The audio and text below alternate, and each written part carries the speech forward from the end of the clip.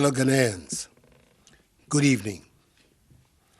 9 days ago, I came to your homes and requested you to make great sacrifices to save lives and to protect our motherland. I announced the imposition of strict restrictions to movement and asked the residents of the Greater Accra metropolitan area and Kasoa and the Greater Kumasi metropolitan area and its contiguous districts to stay at home for 2 weeks in order to give us the opportunity to stave off this pandemic. As a result, residents of these two areas had to make significant adjustments to our way of life, with the ultimate goal being to protect permanently our continued existence on this land. They heeded the call, and they have proven so far to each other and indeed to the entire world that being a Ghanaian means we look out for each other. Yes, there are a few who continue to find ways to be recalcitrant, but the greater majority have complied and have done so with calm and dignity. Tonight, I say thank you to each and every one of you, law-abiding citizens. Let me thank in particular all our frontline actors who continue to put their lives on the line to help ensure that we defeat the virus. To our health workers, I say a big aiko for the continued sacrifices you are making in caring for those infected with the virus and in caring for the sick in general. You are the heroes and heroines of our generation, and government will do all in its power to provide you with the relevant tools to do your work effectively. To the men and women of our security services who have been enforcing the directives by patrolling our streets day and night, conducting surveillance, snap checks, and mounting roadblocks, we're deeply in your debt. It is these security measures that have created the basic framework within which our medical personnel are able to pursue contact tracing, testing, and treatment of persons with the virus, whose implementation offers us the most secure means to defeat the virus. Reports I've received so far indicate that the police, military, and other members of our security services have discharged their mandate with considerable professionalism. Furthermore, working with the Ministry of Local Government and Rural Development, we see personnel of the Ghana Armed Forces involved in the cleanup of our drainage systems and of our markets. In the very few instances where members of our security agencies have employed the use of excessive force against the citizenry in enforcing the restrictions on movement, the Inspector General of Police and the Chief of Defense Staff of the Armed Forces have taken steps to investigate such incidents, and they have given me the assurance that those found culpable will be duly sanctioned. Thus far, the alleged wrongdoers have been withdrawn from the ongoing exercise. To enhance command and control, more senior officers have been deployed at the operational level, and each member of our security services participating in the exercise has been handed an aid memoir highlighting essentially the guidelines for the operation. However, I'm extremely perturbed by the actions of a few unpatriotic persons who are deliberately passing off and circulating old videos of alleged brutality by members of the security agencies, largely of foreign origin, and presenting them as though there were new incidents by Ghanaian security personnel which have occurred during the course of this past week. It is sad, it is unfortunate, and it must end. We should all be in this fight together, and there's nothing to be gained with widespread fabrication and distribution of such videos, whose sole aim is to create discontent and undermine the trust of the population in the men and women of our security services. Who gains from such conduct? Nobody in their right senses. The law enforcement agencies are determined to locate the originators of these antisocial acts. Fellow Ghanaians, as I have said before, all the government is doing is intended to achieve 5 key objectives: limit and stop the importation of the virus, contain its spread, provide adequate care for the sick, limit the impact of the virus on social and economic life, and inspire the expansion of our domestic capability and deepen our self-reliance. As of today, Sunday, 5th April, our current situation is such that we have recorded a total of 214 cases.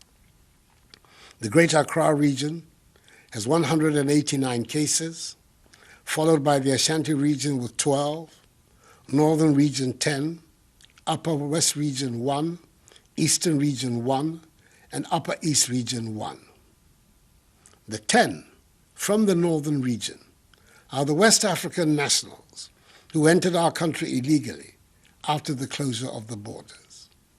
In total, 3 persons have fully recovered from the disease, 49 persons have been discharged from treatment facilities and are being managed from home, and the remaining 155 are responding to treatment. 2 persons are moderately ill, and 5 persons, as I said before, have lost their lives. Of the 1,030 travelers who were mandatorily quarantined and tested on their arrival in Ghana on the 21st and 22nd of March, 79 were initially found to be positive, and appropriate arrangements were made for their isolation and treatment. Subsequently, after 12 further days of quarantine, 26 other persons were found to be positive as a result of their second test, bringing the total number of those found to be positive to 105, all of whom have been isolated for treatment. Of the remaining 925 persons who have undergone 2 tests and found to be negative, 804 have been released from quarantine to join their families. The remaining 121 are, as I speak, in the process of being released. I want to thank all of them and their families and loved ones for their understanding and cooperation with the stringent procedures the government was forced to deploy in the public interest. Efforts also at contact tracing have been ramped up over the course of the past week. Indeed, for every confirmed case of COVID-19, all the contacts have been listed, monitored, and tracked. Additionally, in the home or place of work of a confirmed case, all persons, be they at home or at work, have been tested, whether they had symptoms or not. Within the locality or neighborhood of a confirmed case, the opportunity is also being provided for persons to undergo voluntary testing to ascertain the extent of community spread. We are thus about to enter a critical phase of our fight in the coming week, as the Ghana Health Service is due to receive the results of some 15,384 out of 19,276 persons who have been reached through contact tracing. It is the results of these tests that will determine our future course of action. Government's policy and measures will continue to be driven by the science in this matter. The Ghana Academy of Arts and Sciences and the Center for Scientific and Industrial Research, CSIR, are now partnering government in the struggle. I met with their representatives on Friday and arrange with them a mechanism for the realization of this partnership. The nation and I appreciate their involvement. So in the course of the coming week, a determination will be made as to whether or not to extend the duration of the 2-week restriction on movement and the implementation or otherwise of any more enhanced measures to deal with the virus. I have, however, by executive instrument, extended the closure of our borders for 2 more weeks until further notice. The data tells us that the overwhelming majority of confirmed cases came from travelers or from people who have come into contact with travelers.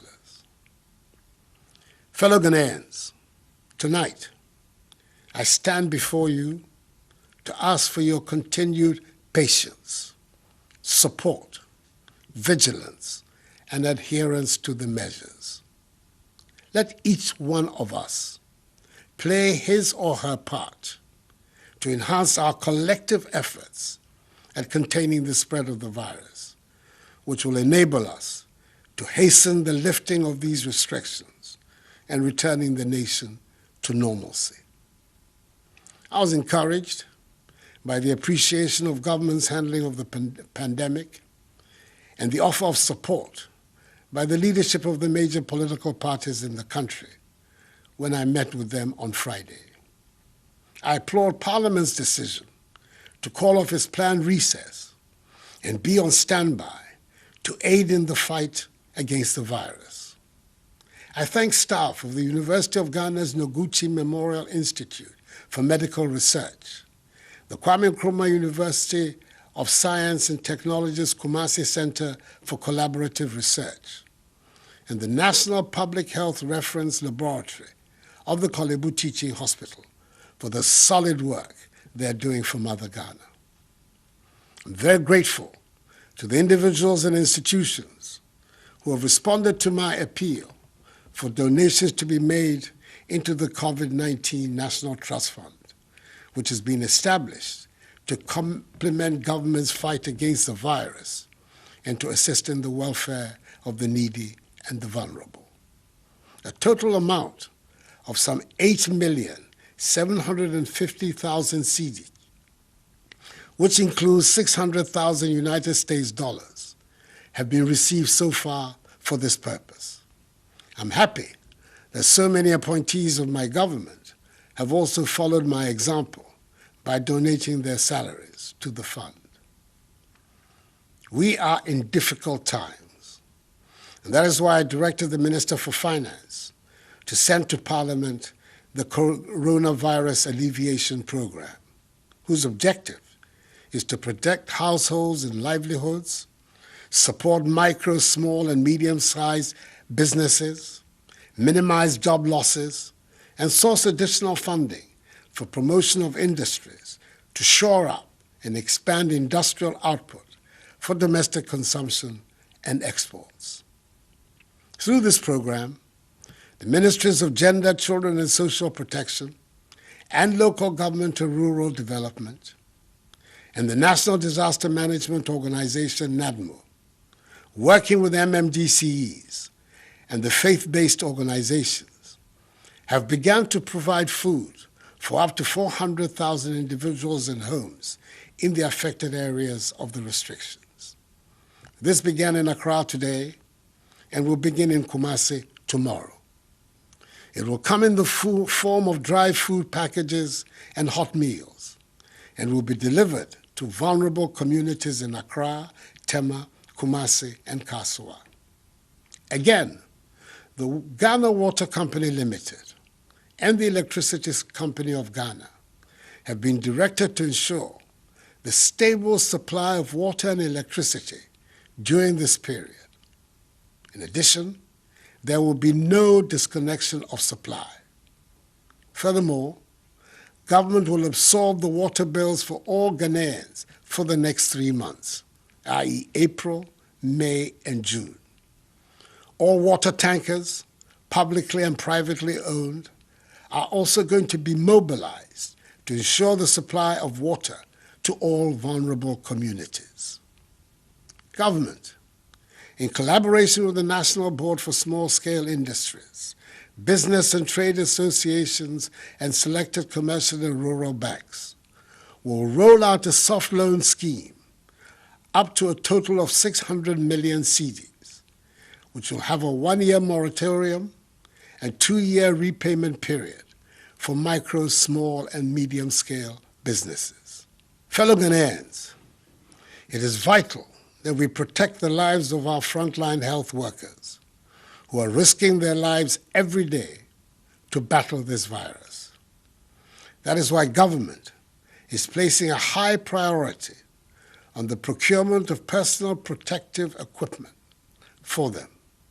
Thus far, 350,000 masks, 558,650 examination gloves, 1,000 reusable goggles, 20,000 coveralls, 7,000 N95 respirators, 500 waterproof gumboots, 2,000 reusable face shields, 2,000 gallons of hand sanitizers, 10,100 milliliter pieces of hand sanitizers, and 500 shoe covers have been sent to the regional health directorates for onward distribution to the district health directorates for use by our health workers in all the districts. Then the Minister for Health is ensuring that they reach the health workers. This notwithstanding, government is aware that more needs to be done, especially in the face of the global shortage of PPEs. It is for this reason the government is actively engaged with local manufacturing companies to assist them in the domestic production of PPEs, and I'm encouraged by the response from the Ghanaian private sector. Domestic production of face masks, head covers, surgical scrubs, and gowns will commence from Tuesday. For example, 3,600,000 face masks will be produced domestically with an output of 150,000 per day. I'm equally impressed with the invention of a solar-powered hand-washing sink by Judose from Kumasi, and the COVID-19 prevention electronic bucket made by Kelvin Owusu-Dapa and Richard Boateng, both students of Obuasi Senior High and Technical School. Necessity indeed is the mother of invention, as the Ghanaian sense of enterprise and innovation is beginning to be felt. An insurance package with an insurance sum of 350,000 cedis for each health personnel and allied professional at the forefront of the fight has been put in place, with a daily allowance of 150 cedis being paid to contact tracers. Government has also decided that all health workers will not pay taxes on their emoluments for the next 3 months, i.e. April, May, and June. Furthermore, all frontline health workers will receive an additional allowance of 50% of their basic salary per month, i.e. for March, April, May, and June. The March allowance will be paid alongside that of April. The Ministry of Transport is also making available, for free, Ayalolo buses to convey health workers in Accra, Tema, Kumasi, and Kanswa to and from work along specific routes for the entire duration of the restrictions.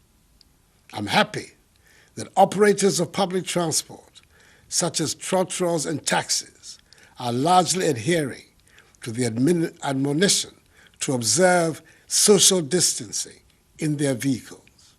Each one of them should do so.